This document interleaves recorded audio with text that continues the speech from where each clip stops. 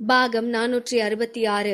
மேனகா தன்னை மாமா என்று அழைக்கவும் தன்னை அவ்வாறு அழைக்க அவளுக்கு என்ன உரிமை இருக்கிறது என ராஜேந்திரன் கோபப்பட்டதும் அதை புரிந்து கொண்ட மேனகா அவரை நோக்கி சார் என அழைத்தாள். அவள் தனது கண்களில் போலியாக கண்ணீரை வரவழைத்துக் கொண்டு, சார், அர்ஜுனோட வைஃப் நயானாக்கு இன்னொருத்தன் கூட கள்ள தொடர்பு இருக்குது. அத நாங்க கையும் களவுமா புடிச்சதுனால அவ ராஜேந்திரன் குடும்பத்துக்கு ஏத்த பொண்ணு இல்லன்னு அவளை வீட்டை விட்டு வெளியே துரத்திட்டோம். அர்ஜுன் கிட்ட அவளை டிவோர்ஸ் பண்ண சொல்லி கேட்டோம். அந்த நேரம் பார்த்து அந்த நயானா சூயிசைட் அட்டம் பண்ணவும் ஏதோ நாங்க தான் அவளை தப்பா போர்ட்ரே பண்ண மாதிரியும் அவ மேல எந்த தப்பும் இல்லாத மாதிரியும் நாடகம் ஆடிட்டா.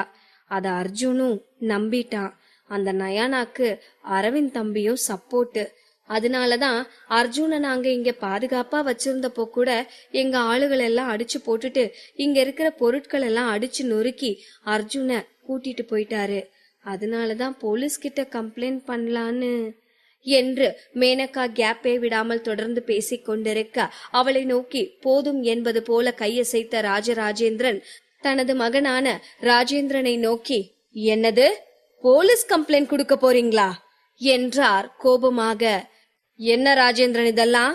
உன்னோட பசங்களை உன்னால கண்டிக்க முடியாதப்போ போலீஸ் வந்து மட்டும் என்ன செஞ்சிட முடியும்? இதெல்லாம் நீதான் பண்றியா என கோபமாக கேட்டார். அப்போது ராஜேந்திரன், அது வந்துப்பா நான் என்று ஏதோ சொல்ல வர அவரை தொடர்ந்து பேச விடாதவாறு இடைமறித்த மேனகா தானே பிறவற்றையும் விவரிக்க தொடங்கினாள். சார், மிஸ்டர் ராஜேந்திரனுக்கும் அவங்க மேல போலீஸ் கம்ப்ளைண்ட் கொடுத்து அவங்கள தண்டிக்கணும்னெல்லாம் எந்த எண்ணமும் இல்ல. ஆனா நடந்த விஷயங்கள் எல்லாம் இந்த மாதிரியான ஒரு சூழ்நிலைய உருவாக்கிருச்சு.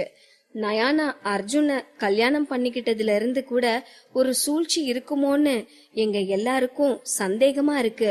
அரவிந்தும் நயானாவும் சேர்ந்துட்டு அர்ஜுன அவங்களோட கைக்குள்ள போட்டுக்கிட்டு ராஜேந்திரன் குடும்பத்துக்கு எதிரா சதி திட்டம் பண்றாங்கன்னு தோணுது. அரவிந்த் எப்பவுமே ஒரு கன்னிங்கான ஆளு. சொல்ல போனா நான் கேள்விப்பட்ட வரையில அந்த நயானா அர்ஜுன கல்யாணம் பண்றதுக்கு முன்ன இருந்தே அரவிந்துக்கும் நயானாவுக்கும் பழக்கம் இருந்திருக்கு என்றாள் மேனகா. அவள் சொல்வதையெல்லாம் பொறுமையாகவே கேட்டுக்கொண்டிருந்த ராஜராஜேந்திரன் தன்னுடைய மகனை பார்த்து, அப்போ இங்க நடந்ததெல்லாம் அரவிந்தோட சதி திட்டத்துல ஒரு பகுதின்னு சொல்ல வரியா என கேட்டார். ராஜேந்திரன் ஏதோ சொல்ல வருவதற்கு முன்னர் பெரியவர் தன்னுடைய வாக்கிங் ஸ்டிக்கை ராஜேந்திரனின் மீது வீசி எறிந்தார். அது பறந்து சென்று நேராக ராஜேந்திரனின் நெற்றியை தாக்கிவிட்டு தரையில் விழுந்தது. அந்த சத்தம் பயங்கரமானதாக இருந்தது. இதை கண்ட அங்கிருந்த அனைவருக்குமே அதிர்ச்சி உண்டானது. பின்னர் மேனகாவை திரும்பி பார்த்தவர், எப்ப இருந்து ஏன் முன்னாடி நின்னு இவ்ளோ பேசுற தைரியம் உனக்கு வந்துச்சு? என்கிட்டயே என் பேரனை பத்தி தப்பா பேசுற. என் பேரன் என்ன கிரிமினலா? அவன் இந்த ராஜேந்திரன் குடும்பத்தோட மூத்த வாரிசு என்றார் கம்பீரமாக. அவர் பேசிய வார்த்தைகள் எல்லாம் அவள் மீது கொதிக்கும் நீரை வாரி கொட்டியதை போல இருந்தது. பொறுக்க முடியாத கோபத்தில் மேனகா தனது முஷ்டிகளை முறுக்கிக் கொண்டு ராஜேந்திரனை முறைத்து பார்த்தாள். உடனே ராஜேந்திரன், அப்பா போதும், நிறுத்துங்க. நீங்க மேனகா கிட்ட இப்படி நடந்துக்கிறது எனக்கு சுத்தமா பிடிக்கல. அவ என்னோட வைஃப். அந்த கேடு கெட்ட அரவிந்த் நம்ம குடும்பத்தையே ஒண்ணுமில்லாம ஆக்க பிளான் போட்டுட்டு இருக்கான். அவன் மேல நான் போலீஸ் கம்ப்ளைண்ட் கொடுத்தே ஆகணும் என்றார் ஆக்ரோஷமாக. ராஜேந்திரனை பார்த்து நக்கலாக சிரித்த பெரியவர், ஓ, அப்போ உன்னோட மகன்கிட்ட நீ தோத்து போயிட்டன்னு இப்பவாச்சும் ஒத்துக்கிறியா? உன்னால உன்னோட தோல்வியை ஒத்துக்க முடியுமா என கேட்டார். ராஜேந்திரனுக்கு என்ன பதில் சொல்வது என்றே தெரியவில்லை. இங்கு இவ்வாறு இவர்கள் பேசிக் கொண்டிருக்க அர்ஜுனும் அரவிந்தும் காரில் போய்க் கொண்டிருந்தனர். அர்ஜுனுக்கு மிகுந்த மன உளைச்சலாக இருந்தது. அவன் எதுவும் பேசாமல் தலையை தொங்க போட்டவாறே அமர்ந்திருந்தான். அரவிந்துக்கு அர்ஜுனை இப்படி பார்ப்பதற்கே கஷ்டமாக இருந்தது. அவன் மெதுவாக அர்ஜுனிடம், இப்ப எங்க போலாம் அர்ஜுன் என கேட்டான்.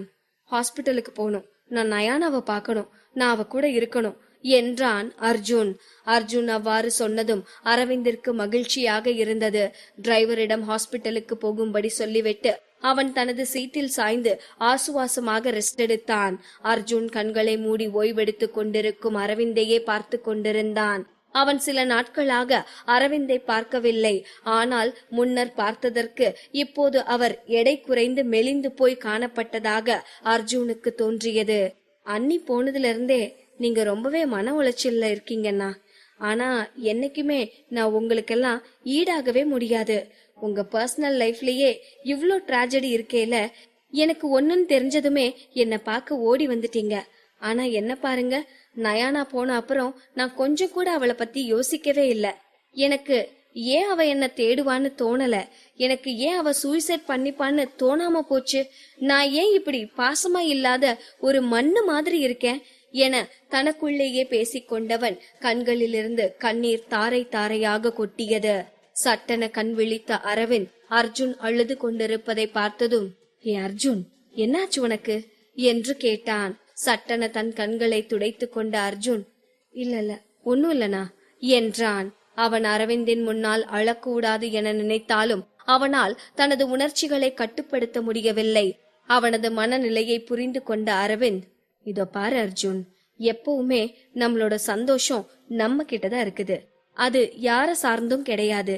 நம்ம சுத்தி இருக்கிறவங்கள நாம நல்லா பாத்துக்கணும். அவங்கள முடிஞ்ச அளவுக்கு சந்தோஷமா வச்சுக்க ட்ரை பண்ணணும்.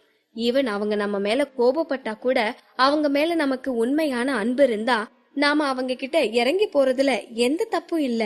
நீ நயானாவை தனியா விட்டது தப்புதான், இல்லன்னு சொல்லல.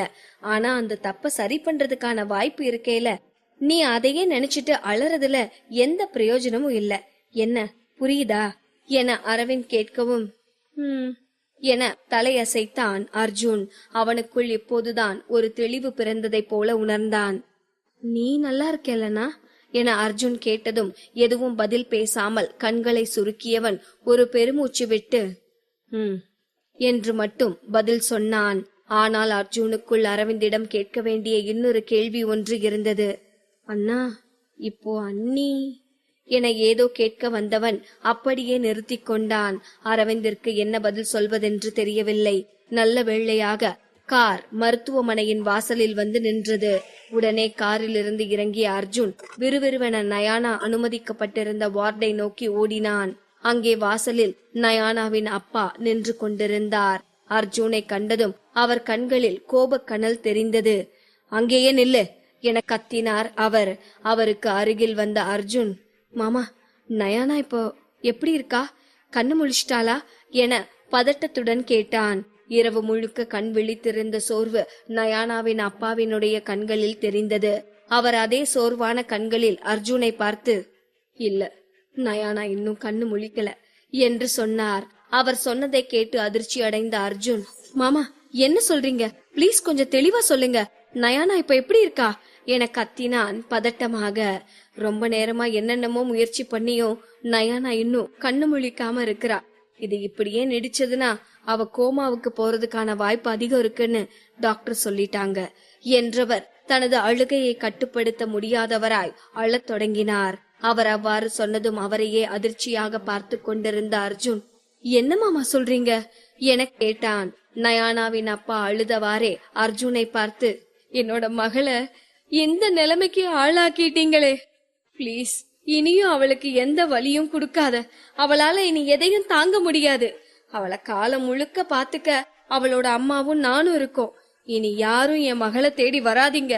பிளீஸ் அர்ஜுன், இங்கிருந்து போயிரு என அழுதார். அவரை பார்ப்பதற்கே பாவமாக இருந்தது. அர்ஜுனுக்கும் என்ன சொல்வதென்றே தெரியவில்லை. அவன் சட்டென அவர் கால்களில் விழுந்தான்.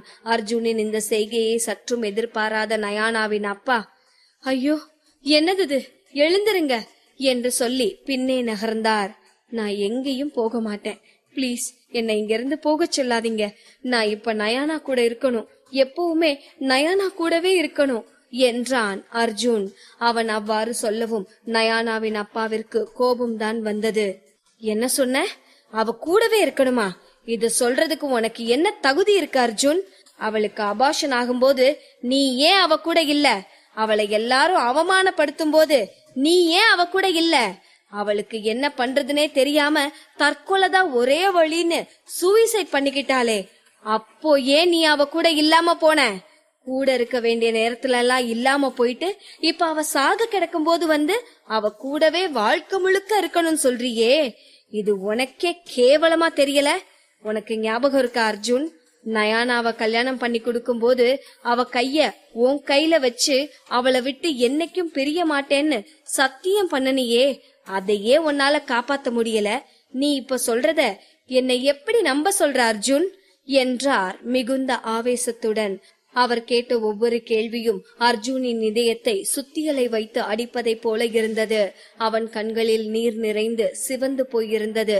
தன் தலையை குனிந்தவாறே, மாமா, நான் முன்னாடி ரொம்ப பெரிய தப்பு பண்ணிட்டேன், என்ன தயவு செஞ்சு மன்னிச்சிருங்க. ஆனா இப்ப மட்டும் என்ன இங்க இருந்து போக சொல்லாதீங்க. நான் நயானாவை விட்டு எங்கேயும் போக மாட்டேன் என்று அழுதான் அர்ஜுன். நீ இங்க இருந்து மட்டும் என்ன ஆக போகுது? நயானா இனி கண்ணு முழிச்சு நம்மள எல்லாம் பாப்பான்னு எனக்கு கொஞ்சம் கூட நம்பிக்கை இல்ல என்றார் நயானாவின் அப்பா. அவர் சொன்னதை கேட்டு ஒரு கணம் திகைத்து போன அர்ஜுன் பின்னர் நிதானமாக, அப்படின்னா நானும் அவ கூடவே போயிடுறேன் என்றான். அர்ஜுன் அப்படி சொன்னதும் நயானாவின் அப்பா திகைத்து போனார். இன்னொருத்தனை கல்யாணம் பண்ணிக்கிறத விட அவ தற்கொலை பண்ணிக்கிறதே மேல்னு எப்ப முடிவு பண்ணினாலோ அப்பவே எனக்கு புரிஞ்சு போச்சு என் மேல நயானா உசுரையே வச்சிருக்கான்னு. அதனால அவ என்னை விட்டு அவ்வளோ சீக்கிரம் போயிட மாட்டா என்று சொன்ன அர்ஜுனை நயானாவின் அப்பா கண்ணிமைக்காமல் பார்த்து கொண்டிருந்தார். அவருக்கு வேறு எதுவும் பேசுவதற்கு எழவில்லை. அவர் இனியும் தன்னை தடுக்க போவதில்லை என உணர்ந்து கொண்ட அர்ஜுன் அங்கிருந்து எழுந்து நேராக நயானாவை வைத்திருந்த அறைக்குள் நுழைந்தான். அந்த மருத்துவமனை அறையில் இருந்த படுக்கையில் நயானா அமைதியாக படுத்திருப்பதை அர்ஜுன் கண்டான். அவளது முகம் வெளிரி போயிருந்தது. எப்போதும் பளிச்சென மின்னும் அவள் முகம் பொலிவை இழந்திருந்தது. உயிர்ப்போடு அவனை நோக்கும் அவளது கண்கள் மீது நிழலை போல கருத்திருந்த இமைகளால் மூடப்பட்டிருந்தது. அர்ஜுன் எதுவும் பேசாமல் அவள் அருகில் அமர்ந்து அவளையே பார்த்து கொண்டிருந்தான். அவன் மனதில் கடந்த கால நினைவுகள் எல்லாம் ஊசலாடத் தொடங்கின. நான் உன்னை முதல்ல அந்த ஹோட்டல்ல வச்சு பார்த்தப்போ உன்னை அடிச்சவங்க கிட்ட ஒரு வார்த்தை கூட எதிர்த்து பேசாம இறுக்கமா நின்னுட்டு இருந்த. அப்போ உன்னை பார்க்கையில என்ன பிடிவாதமான ஒரு பொண்ணா இருக்கான்னு தோணுச்சு. ஆனாலும் உன்னை பார்க்க பாவமான பொண்ணாவும் தெரிஞ்சிச்சு. உன் கூட பழக பழகத்தான் நீ பூவை விடவும் மென்மையானவன்னு எனக்கு புரிஞ்சது நயானா. உன்னோட முகத்துல எப்பவுமே மாறாத சிரிப்பு ஒண்ணு இருந்துட்டே இருக்கும். உன்னை பாக்குற யாருக்குமே உன்னை வெறுக்க தோணாது. எல்லாரையும் ஈஸியா உன்னோட ஃப்ரெண்ட் ஆக்கிக்கிற மாதிரியான கேரக்டர் உன்னோடது. ஆனா நான் அப்படி இல்ல. மொரடனாவும் எடுத்தெறிஞ்சு பேசுறவனாவும் தான் இருந்திருக்கேன். கரடு மொரடா இருந்த என் மேல நீ பூ மாதிரி வந்து விழுந்ததும் தான் என்னோட பாதையெல்லாம் மென்மையா மாற ஆரம்பிச்சது. நீ ஒரு தேவதை நயானா, என் வாழ்க்கையோட ஒளி நீ என அவளிடத்தில் பேசிக் கொண்டிருந்தான் அர்ஜுன். அவளும் அவன் பேசுவதையெல்லாம் அமைதியாக கேட்டுக்கொண்டிருப்பதைப் போலவே அவனுக்கு தோன்றியது. பாகம் 467. நயானாவை வைத்திருக்கும் ஹாஸ்பிட்டல் அறைக்குள் சென்ற அர்ஜுன் அவள் அருகில் அமர்ந்து கொண்டு கடந்த கால நினைவுகளை எல்லாம் பேசிக்கொண்டிருந்தான். நயானா, நீ எனக்காக எவ்வளவோ பண்ணிருக்க. அதெல்லாம் அப்போ எனக்கு புரியல. இப்ப யோசிச்சு பார்க்கையில தான் எனக்கு எல்லாமே புரிய வருது. எனக்கு என் அம்மா கூடயும் அண்ணன் மேலையும் இருக்கிற வன்மத்தை எவ்வளவோ தடவை மாத்திக்க சொல்லி எனக்கு புரிய வைக்க ட்ரை பண்ணிருக்க. ஆனா அதெல்லாம் அப்போ என் மண்டைக்குள்ளேயே போகல. எவ்வளவு முட்டாளா இருந்திருக்கேன்ல. நான் அம்மாவை பத்தி கோபமா திட்டி பேசும்போதெல்லாம் என்ன நீ கண்டிச்சிருக்க. அப்ப கூட நான் உன் மேல எரிஞ்சு விழுந்தேனே தவிர நீ சொல்ல வர்றத புரிஞ்சுக்கல. உன்னோட அக்கறையும் என் மேல நீ வச்சிருக்கிற காதலும் இப்பதான் எனக்கு முழுசா புரியுது நயானா என்று சொன்ன போது அர்ஜுனின் உதடுகள் தன்னை அறியாமல் புன்னகையை உதிர்த்தன. நயானா அந்த படுக்கையில் படுத்திருந்தது அர்ஜுனுக்கு ஒரு குழந்தை தூங்குவதை போல இருந்தது. அவன் மெல்ல அவளது முகத்தில் படர்ந்திருந்த அவளது தலைமுடியை ஒதுக்கிவிட்டான். பின் அவனது கண்களில் இருந்து கண்ணீர் வழிந்தது. நயானா, எழுந்திரு நயானா. எப்பவும் உன் கூடவே நான் இருப்பேன். இனிமே நமக்கும் ராஜேந்திரன் குடும்பத்துக்கும் எந்த சம்பந்தமும் இல்ல. நம்ம இனிமே அங்க போகவே வேணாம். நமக்குன்னு ஒரு வாழ்க்கை இருக்குது. அத காலம் முழுக்க சந்தோஷமா வாழலாம். இனி உன்னை யாரும் எதுவும் சொல்ல மாட்டாங்க. நீ என்னோட பொண்டாட்டி. நீ எனக்கானவ. நயானா, நீ எவ்வளவு அழகா இருக்க தெரியுமா? இதுவரை இத நான் உன்கிட்ட சொன்னதே இல்லல. சரி, நீ ரொம்ப டயர்டா இருக்கன்னு நினைக்கிறேன். நீ இன்னும் கொஞ்ச நேரம் தூங்கு. யாரும் உன்னை டிஸ்டர்ப் பண்ணாம நான் பக்கத்திலே இருந்து பாத்துக்கிறேன் என்றான் அர்ஜுன். நயானாவின் கைகளை பற்றி கொண்டு அவள் அருகிலேயே அமர்ந்து கொண்டிருந்தான் அர்ஜுன். நயானா சீக்கிரமே கண் விழித்து விடுவாள் என அவனுக்கு அதிகமான நம்பிக்கை இருந்தது. அப்போது அங்கு வந்த மாதவி கண்ணாடியின் வழியாக அறைக்குள் பார்த்தார்.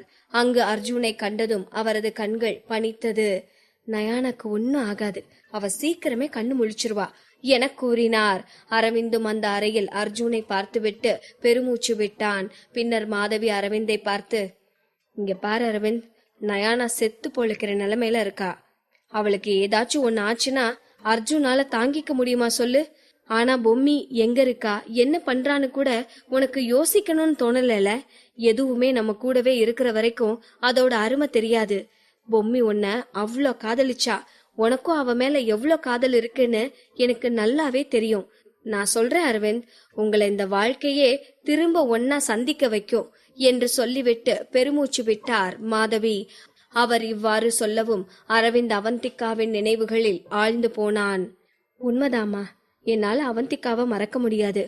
அவ என்கிட்ட சீக்கிரமே வந்துருவா என தனக்குள்ளேயே கூறிக்கொண்டான். அரவிந்த் அங்கிருந்து கிளம்பும் முன் தன்னுடைய பாடி கார்டுகளில் இருவரை அங்கே இருத்திவிட்டு அர்ஜுனையும் நயானாவையும் பாதுகாக்கும் பொறுப்பை கொடுத்திருந்தான். அரவிந்தின் மனம் முழுக்க இப்போது அவந்திகாவின் ஞாபகங்களால் நிறைந்திருந்தது. அவந்திகா, நீ இப்ப எங்க இருக்க என தனக்குள்ளேயே கேட்டுக்கொண்டான். அப்போது அரவிந்தின் போன் ஒலித்தது. அவனது தாத்தாதான் அழைத்திருந்தார். தாத்தா எதற்காக இப்போது அழைக்கிறார் என்ற குழப்பத்துடனேயே போனை எடுத்த அரவிந்த், சொல்லுங்க தாத்தா என்றான் நிதானமான குரலில்.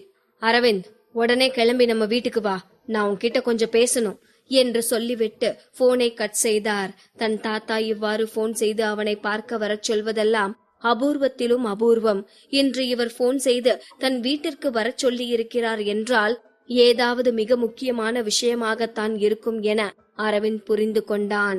சொல்ல போனால் அவனுக்கும் அவரிடத்தில் பேச வேண்டிய சில விஷயங்கள் இருந்தன. அவர் இப்போது அழைக்காவிட்டாலும் கூட அரவிந்தே அவரை பார்ப்பதற்காக சென்றிருக்க கூடும். அரவிந்த் அங்கிருந்து நேராக தனது தாத்தாவின் வீட்டிற்கு சென்ற போது அவர் ஹாலில் இருந்த சோஃபாவில் அமர்ந்து பேப்பர் படித்துக் கொண்டிருந்தார். அரவிந்த் வந்ததை கவனித்த அவர், வா அரவிந்த், இப்படி உட்காரு என தனக்கு முன்னால் இருந்த சோஃபாவை நோக்கி கை காட்டவும் அரவிந்தும் அமைதியாக அதில் அமர்ந்தான். அரவிந்தை ஒரு கணம் பார்த்துவிட்டு நேராக விஷயத்திற்கு வந்தார் ராஜராஜேந்திரன். அரவிந்த், நீ ராஜேந்திரன் குடும்பத்தை விட்டு வெளியேறி போய் கிட்டத்தட்ட 9 வருஷங்கள் ஆகி போச்சு. நீ இப்ப மறுபடியும் ராஜேந்திரன் குடும்பத்துக்குள்ள வர்றதுக்கான நேரம் வந்துருச்சு. நீ இங்க திரும்ப வரும் பட்சத்துல நான் ராஜேந்திரன் குடும்ப சொத்துக்கள்ல பாதிய உன் பேர்ல எழுதி வைக்கலான் இருக்கேன். உன்னோட பதில் என்ன என கேட்டார். அவர் அவ்வாறு கேட்கவும் அரவிந்த் எந்த பதிலும் சொல்லாமல் அமைதியாகவே அமர்ந்திருந்தான். அவரை தொடர்ந்து, 9 வருஷமா நீ திரும்ப வருவேன்னு நானும் காத்துட்டு இருக்கேன். ஆனா நீ பிடிவாதமா இருக்க. இன்னமும் அப்படித்தான் இருக்க போறியா? நான் கேட்டதுக்கு நீ இன்னும் எந்த பதிலும் சொல்லலையே என நிதானமாக கேட்டார். ராஜேந்திரன் குடும்பத்தின் பாதி சொத்து என்பதே ஒருவருக்கு மிகப்பெரிய பொக்கிஷத்தை போன்றது. யாருக்கேனும் இப்படி ஒரு வாய்ப்பு தேடி வரும் பொழுது அதை நிராகரிப்பதற்கு மனம் வராது. ஆனால் அரவிந்த் இதற்கு முன்னர் 2-3 முறை தன் தாத்தா கேட்ட போதும் அவன் வேண்டாம் என மறுத்திருக்கிறான். ராஜேந்திரன் குடும்பத்தை விட்டு விலகி வந்தால்தான் வாழ்க்கை நன்றாக இருக்கும் என்று எண்ணி இருந்தவனுக்கு அந்த குடும்பத்தின் சொத்துக்களின் மீது ஆசை வந்ததே இல்லை.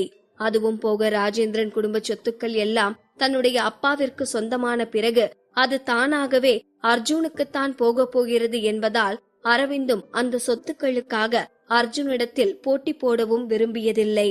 ஆனால் இப்போது இருக்கும் நிலைமையே வேறு. ராஜேந்திரன் அந்த மேனகாவின் பேச்சை கேட்டு ஆடிக்கொண்டிருக்கிறார். அதனால் அவர் அர்ஜுனையும் வீட்டை விட்டு வெளியேற்றிவிட்டார். இப்போது அனைத்து சொத்துக்களும் இயல்பாகவே அந்த மேனகாவின் கைகளுக்கு போனது போல ஆகிவிடும். இது நடக்கக்கூடாது என்று யோசித்த அரவிந்த் தன் தாத்தாவை நிமிர்ந்து பார்த்தான். சரிங்க தாத்தா, நீங்க சொல்ற மாதிரியே நான் திரும்ப வரேன். ஆனா ஒரு கண்டிஷன் என்றான் அரவிந்த். அரவிந்த் சரி என ஒத்துக்கொண்டதுமே ராஜராஜேந்திரனுக்கு அத்தனை மகிழ்ச்சி. அதே மகிழ்ச்சியுடனேயே, என்ன கண்டிஷன் சொல்லு அரவிந்த் என்றார். அவன் எந்த கண்டிஷனை சொன்னாலும் அதை அவர் ஏற்றுக்கொள்ளும் மனப்பக்குவத்தில் தான் இருந்தார். ஏனென்றால் ஏற்கனவே அவருக்கு வயது 70 கடந்து 80 நெருங்கிக் கொண்டிருந்தது. நிர்வாகத்தை கவனித்துக் கொள்வதற்கு தகுதியான வாரிசு இல்லாததால் இன்னமும் அவர் அனைத்தையும் தன் பிடியிலேயே வைத்திருக்க வேண்டிய அவசியத்தில் இருந்து கொண்டிருக்கிறார். அவர் தன் மகனான ராஜேந்திரனை நம்பவில்லை. அவருக்கு இதையெல்லாம் நிர்வகிக்க கூடிய திறமை இல்லை என்பதே அவருடைய எண்ணம். ஆனால் அரவிந்த் அப்படி அல்ல. அவனுக்கு இந்த முழு நிர்வாகத்தையும் ஒரு ஆளாக நிர்வகிக்க கூடிய திறமை இருக்கிறது என்பதில் அவருக்கு பூரண நம்பிக்கை இருந்தது.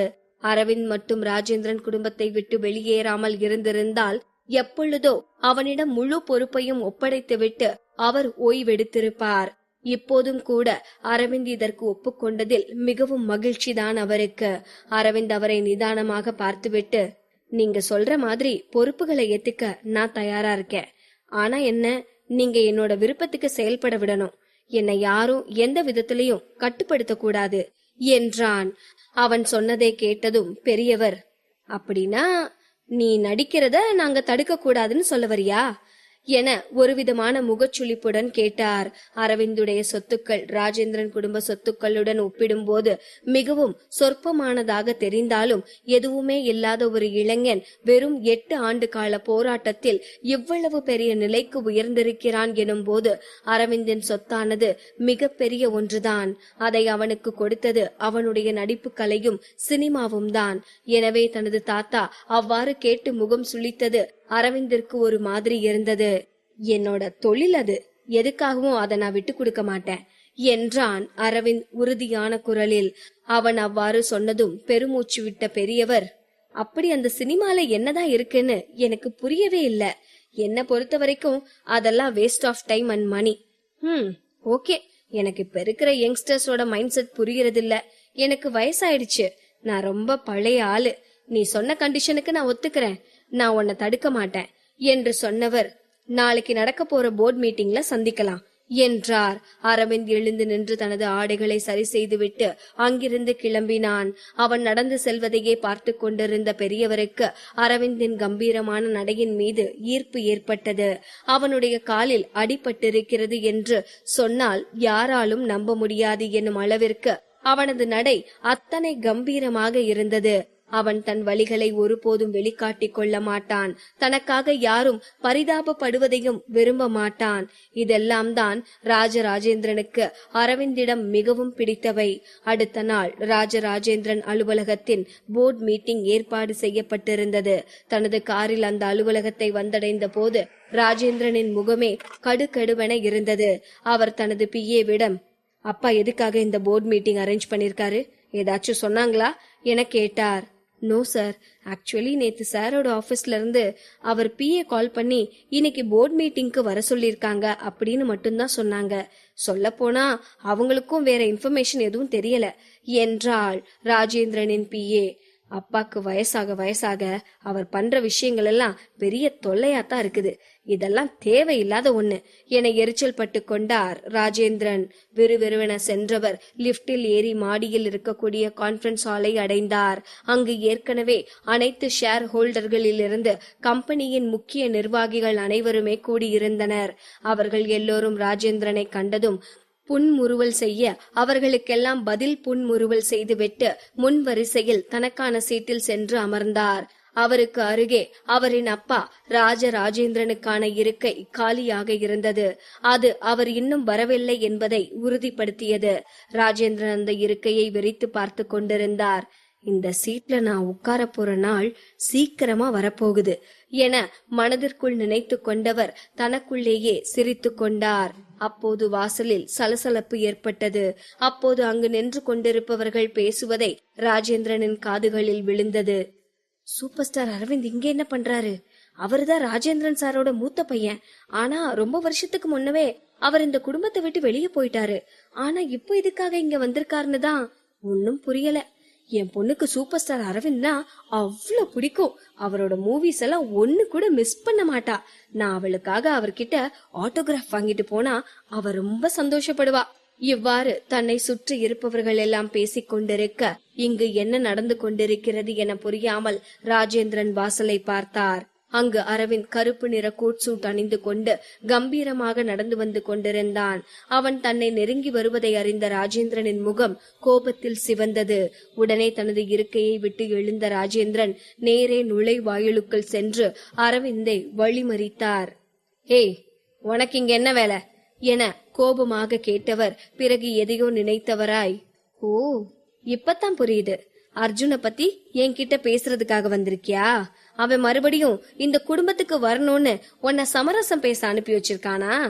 அவனே அவனோட தப்ப உணர்ந்து வீட்டுக்கு வந்து என்கிட்ட மன்னிப்பு கேட்டிருக்கணும். ஆனா அவன் உன்னை தூது அனுப்பி விட்டுருக்கான். நீ என்ன அவ்வளோ பெரிய ஆளா? அவனுக்கு அறிவே இல்லைன்னு இப்ப கூட நிரூபிச்சிட்டான்" என தொடர்ந்து பேசிக்கொண்டே போனார் ராஜேந்திரன். அவரது ஆணவ பேச்சை கேட்டு கோபம் அடைந்தாலும் நிதானமாக, "நீங்க நினைக்கிற மாதிரியெல்லாம் எதுவும் இல்ல" என்றான் அரவிந்த். "என்னது இல்லையா? அப்படின்னா உனக்கு என்கிட்ட என்ன பேச வேண்டியிருக்கு?" என்றார் ராஜேந்திரன் கோபமாக. "நான் இங்க வந்தது உங்களை பாக்குறதுக்கே இல்ல" என்றான் அரவிந்த் அதே நிதானத்துடன். "ஓ, என்ன பார்க்க வரலனா அப்போ உங்க தாத்தாவை பார்க்க வந்திருக்கியா?" என அவர் நக்கலாக கேட்கவும் அரவிந்த் மென்மையாக புன்னகைத்தான். கடுப்பான ராஜேந்திரன், "நீ உன் மனசுல என்ன நினைச்சிட்டு இருக்க? இது ராஜேந்திரன் குடும்பத்துக்கு சொந்தமான இடம். இங்க வர்றதுக்கு கண்டவங்களுக்கெல்லாம் அனுமதி கிடையாது. செக்யூரிட்டி, இவனை இங்க இருந்து வெளியே துரத்துங்க" என கோபமாக கத்தவும், "எஸ் சார்" என்றவர்கள் அரவிந்தின் அருகில் வந்து நின்று, "ப்ளீஸ் சார், இந்த பக்கம் வந்துருங்க. வெளியே போறதுக்கான வழி இங்க இருக்கு" என்றனர். அங்கிருந்தவர்களுக்கு இங்கு நடப்பது எல்லாமே முகம் சுளிக்க வைத்தது. அவர்களுக்கு ராஜேந்திரன் நடந்து கொள்ளும் முறை பிடிக்கவில்லை என்றாலும் அவர்களால் அப்போது எதுவும் செய்ய முடியவில்லை. கண்டும் காணாததை போல இருப்பதை தவிர அவர்களுக்கு வேறு வழி கிடையாது. இதையெல்லாம் கவனித்த ராஜேந்திரனுக்கும் தன்னுடைய மதிப்பை நினைத்து உள்ளுக்குள் கர்வம் தோன்றியது. அப்போது அங்கு ஒரு கம்பீரமான குரல் ஒலித்தது. "ஏன் ஆபீஸ்ல இருந்து என்னோட பேரனை வெளியே போக சொல்ற தைரியம் இங்க யாருக்கு இருக்கு?"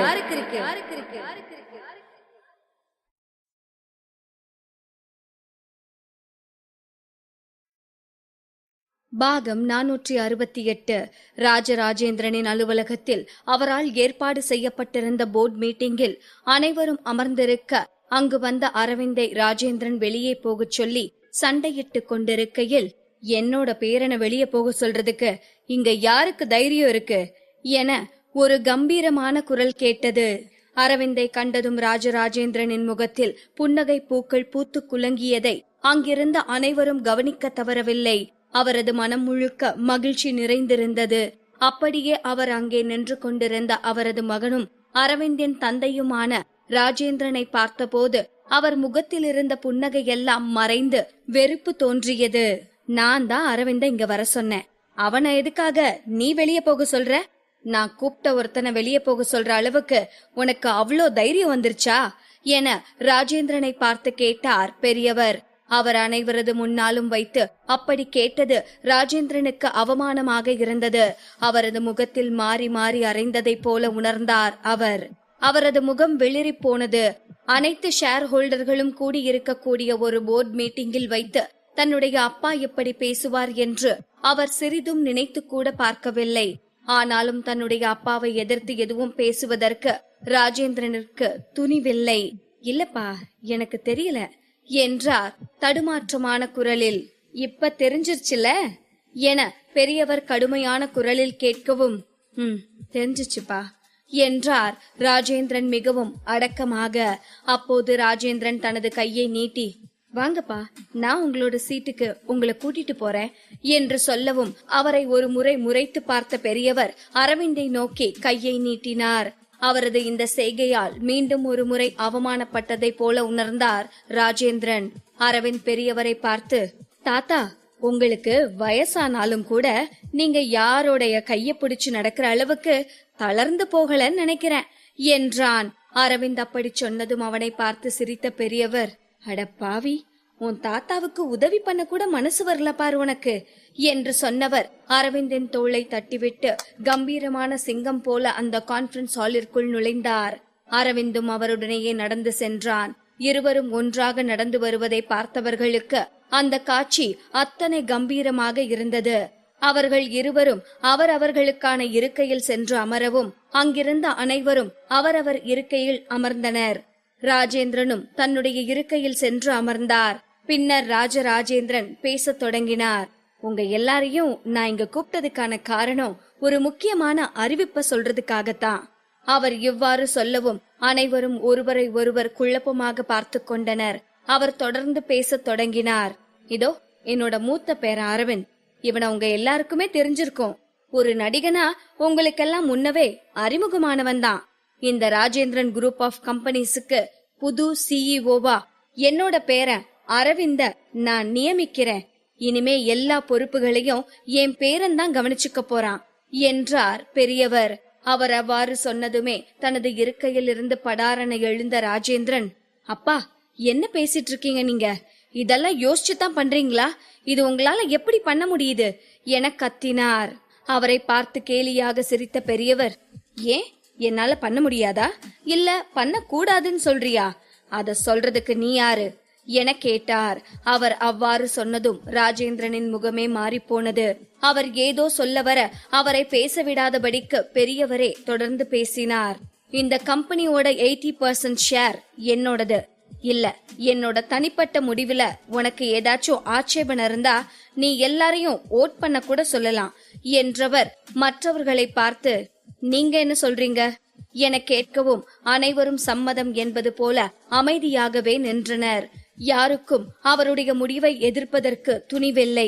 ராஜேந்திரனாலும் வேறு எதுவும் பேச தோன்றவில்லை. அவரும் அமைதியாகவே நின்று கொண்டிருந்தார்.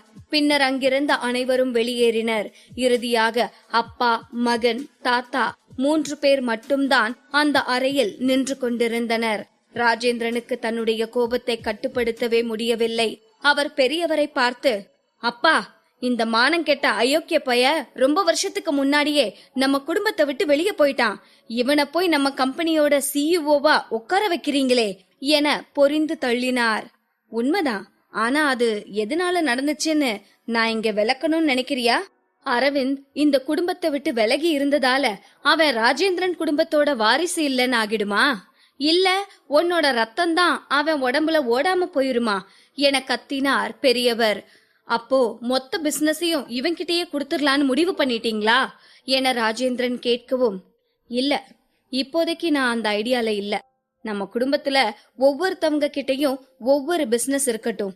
யார் சிறப்பா செயல்படுறாங்களோ அத பாத்துட்டு அவங்க கிட்டதான் நான் மொத்த பொறுப்பையும் ஒப்படைக்கலான்னு இருக்கேன் என்றார் பெரியவர். இதை கேட்ட ராஜேந்திரன், அப்பா என கோபமாக கத்தவும் பெரியவர், இப்ப எதுக்காக இப்படி கத்திட்டு இருக்க? உன் பையன் கூட பிசினஸ்ல தாக்கு பிடிக்க முடியாதுன்னு உன் மேலேயே உனக்கு நம்பிக்கை இல்லையா என கேட்டார். அவர் அப்படி கேட்கவும் ராஜேந்திரனுக்கு தூக்கி வாரி போட்டது. யோசித்து பார்த்தவர் அமைதியாக அவர் சொல்வதை ஏற்றுக்கொள்ள முடிவு செய்தார். அதன் பின் ஒரு நொடி தன்னை அமைதிப்படுத்திக் கொண்டவர் அரவிந்தை கோபமாக முறைத்து பார்த்து, இந்த புது சிஇஓ எங்க உட்கார்ந்து வேலை செய்ய போறாரு என்று நக்கலாக கேட்டான். இந்த வார்த்தைகளை கேட்டதும் ராஜேந்திரனும் கேள்வியோடு அரவிந்தை பார்த்தார். அந்த பார்வையை புரிந்து கொண்ட அரவிந்த் ஒரு நொடி கூட தாமதிக்காமல், தாத்தா, இந்த பில்டிங்ல டாப் ஃப்ளோர்ல இருக்கிற அந்த ஆபீஸ் சும்மாதான் இருக்குன்னு நான் நினைக்கிறேன். நான் அங்கேயே என்னோட ஆபீஸ செட்டப் பண்ணிக்கிறேன் என்றான். இந்த வார்த்தைகளை கேட்டதுதான் தாமதம். ராஜேந்திரன் ருத்ர தாண்டவன் ஆடுபவன் போல், போதும், நீ உன்னோட எல்லைய மீறி போயிட்டு இருக்க. எவ்ளோ தைரியம் இருந்தா நீ ஏன் ஆபீஸ் வேணும்னு கேப்ப என்று சீறினார். அந்த ஆபீஸ் ராஜேந்திரனுடையது. அதற்குள் மற்ற யாராவது செல்ல வேண்டும் என்றால் கூட அதற்கு அத்தனை கட்டுப்பாடுகள் உண்டு. ஆனால் இப்போது மட்டும் அரவிந்திற்கு பெரியவர் அந்த ஆபீஸை கொடுத்து விட்டால் அவ்வளவுதான். இந்த அலுவலகத்தில் ராஜேந்திரனுக்கு இருக்கும் மரியாதை மொத்தமாக குறைந்துவிடும். ராஜேந்திரன் தான் இந்த ஆபீஸின் அனைத்து பொறுப்புகளையும் பார்த்து கொள்கிறார். ஆனால் பெரியவரோடு ஒப்பிடும்போது அவன் எதுவும் இல்லாத தூசி போன்றவன்தான். இப்போது மட்டும் பெரியவர் அரவிந்திற்கு இந்த அளவிற்கு உதவி செய்கிறார் என்று தெரிந்துவிட்டால் இந்த ஆபீஸில் இருக்கும் அனைவரும் ராஜேந்திரனை மதிக்காமல் அரவிந்தின் பக்கம் சாய்ந்து விடுவார்கள். இதை எப்படி அவனால் தாங்கிக் கொள்ள முடியும்? அந்த ஆக்ரோஷம் அவர் ரத்தத்தை கொதிக்க வைத்துக் கொண்டிருந்தது. ஆனால் அரவிந்த் அதை எதையும் கண்டு கொள்ளாமல், எப்படியும் இந்த ஆபீஸ நீங்க எந்த நல்ல விஷயத்துக்கும் பயன்படுத்த போறதில்ல, அந்த இடத்துலதான் எல்லா அயோக்கியத்தனமும் செய்ய போறீங்க. அப்படி இருக்கும்போது நீங்க ஏன் அந்த ஆபீஸை எனக்கு கொடுக்கறதுக்கு இவ்ளோ யோசிக்கிறீங்க என்றான். இதை கேட்டதும் ராஜேந்திரனுக்குள் ஒரு உறுத்தல் தோன்றியது. அரவிந்த் எதை பற்றி பேசுகிறான் என்பது அவருக்கு தெரியாதா என்ன? முன்பொரு நாள் அந்த ஆபீஸில்தான் அவருக்கும் மேனகாவிற்கும் இருந்த தொடர்பை அரவிந்த் கண்டுபிடித்தான். அதனால்தான் எவ்வளவோ விஷயங்கள் நடந்தன. இதையெல்லாம் யோசித்து பார்த்த ராஜேந்திரன் கோபமாக அடுத்து ஒரு வார்த்தை பேச வரவும் அதற்குள் பெரியவரின் சத்தம் கேட்டது. ஓகே அரவிந்த், உனக்கு அந்த ஆபீஸ் தானே வேணும், ஒன்னும் பிரச்சனை இல்ல, நீ அந்த ஆபீஸவை எடுத்துக்கோ. இது இல்லாம வேற என்ன வேணும்னாலும் நீ உடனே என்கிட்ட கேளு, நான் எல்லாத்தையும் அரேஞ்ச் பண்றேன் என்றார். தன் பேரன் இந்த ஆபீஸ் பொறுப்பை எடுத்துக்கொள்கிறேன் என்று சொன்னதே ராஜேந்திரனுக்கு பெரிய விஷயம். அப்படி இருக்கும்போது அவன் என்ன கேட்டாலும் உடனே அது அவனுக்கு கிடைக்க செய்ய வைப்பதில் அவருக்கு எந்த சிக்கலும் இருக்க போவதில்லை. பெரியவர் சொல்லிய பின் ராஜேந்திரனால் எதுவும் பேச முடியவில்லை. தன் பல்லை நரநரவென கடித்துக் கொண்டு அமைதியாக நின்றார். அதே நேரம் ராஜேந்திரன் குடும்பத்தில் நடந்த இந்த விஷயங்கள் அனைத்தும் காட்டுத்தீ போல் இந்த உலகத்திற்கு பரவிக் கொண்டிருந்தது. சாதாரணமாகவே சூப்பர் ஸ்டார் அரவிந்தை பற்றிய செய்திகள் புயல் வேகத்தில் பரவும். இப்போது அரவிந்த் ராஜேந்திரன் குடும்ப பிசினஸின் சிஇஓவாக மாறிவிட்டான் என்றால் செய்தித்தாள்களையும் நியூஸ் சேனல்களையும் பற்றி சொல்ல வேண்டுமா என்ன?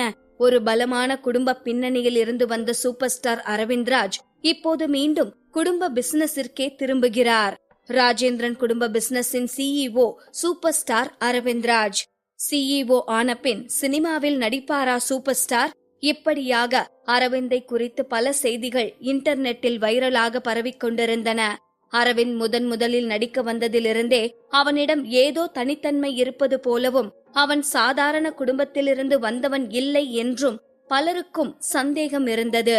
அந்த சந்தேகத்திற்கு விடை கொடுக்கும் விதமாக சில மாதங்களுக்கு முன் வந்த செய்தி அரவிந்தின் குடும்ப பின்னணியை விளக்கி அவனது ரசிகர்களுக்கு தீனி போட்டது.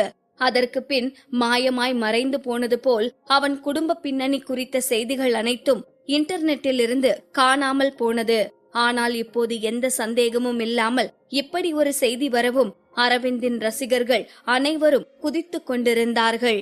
அதே நேரம் சென்னைக்கு சில கிலோமீட்டர் தொலைவில் இருந்த பெங்களூரிலிருந்து இந்த செய்தியை எல்லாம் தன் போனில் பார்த்து கொண்டிருந்தாள் அவந்திகா.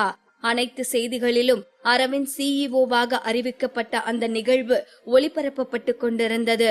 அவந்திகாவிற்கு இந்த செய்தி எல்லாம் முக்கியமில்லை. அவள் கவனம் முழுவதும் அரவிந்தின் மீதுதான் இருந்தது.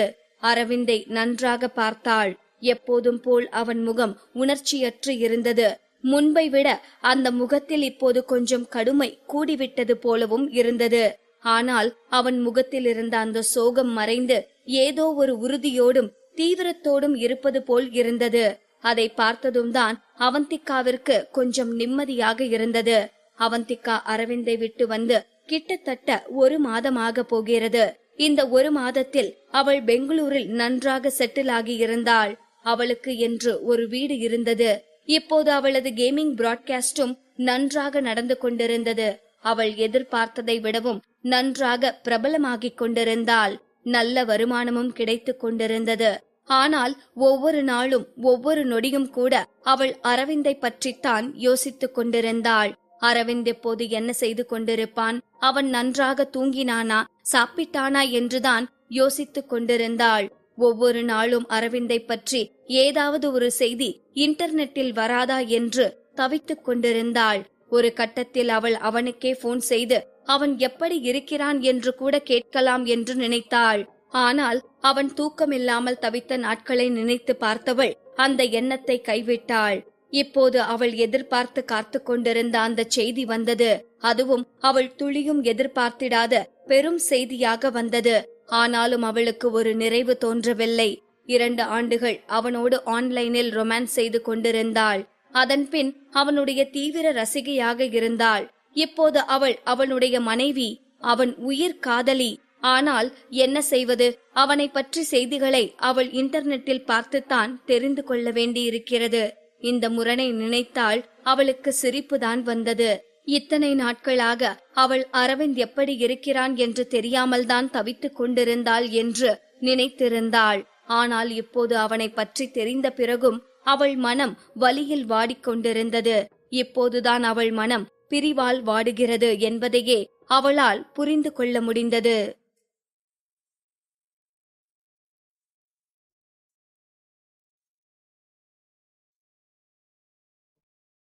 பாகம் 469. அவந்திகா அரவிந்தை பற்றி யோசித்துக் கொண்டே இன்டர்நெட்டில் அவனை பற்றி வந்திருந்த செய்திகளை எல்லாம் பார்த்து கொண்டிருந்தாள். ஒரு கட்டத்தில் பெருமூச்சு ஒன்றை விட்டவள் போனை தனக்கு அருகில் வைத்துவிட்டு கண்களை மூடி படுத்தாள். அவளது நினைவுகள் அனைத்தும் அரவிந்தை சுற்றியே வட்டமடித்துக் கொண்டிருந்தன.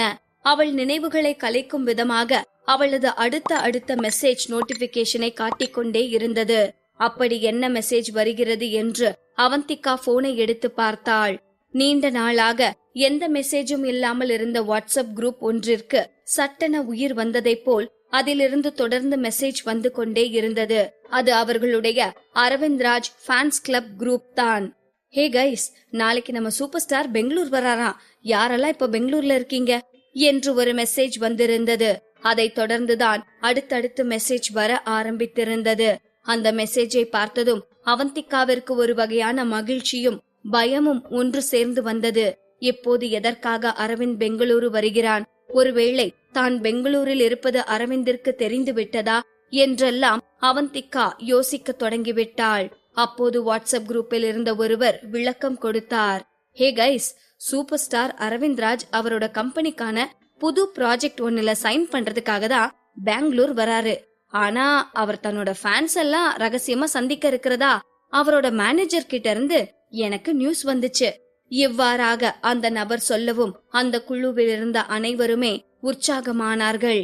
யாரெல்லாம் பெங்களூர்ல இருக்கீங்க சொல்லுங்க, யாரெல்லாம் அரவிந்த் ராஜா மீட் பண்றதுக்கு வரீங்க? நான் கண்டிப்பா வரேன், நானும் வரேன்.